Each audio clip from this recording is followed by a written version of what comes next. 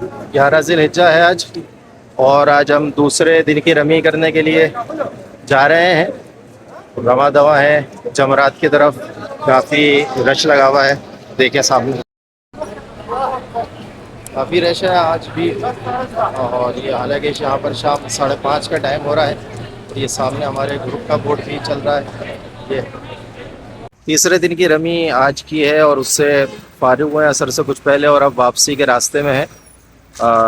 میں آنے والے حاجیوں کو ایک مشورہ دینا چاہوں گا کہ آپ جب حج پر آئیں، اللہ تعالیٰ سب کو یہ توفیق عطا فرمائے، تو آپ ایک کام یہ کیجیے گا کہ اپنے ساتھ کوئی اچھے جوتے بھی لے کر آئیے گا۔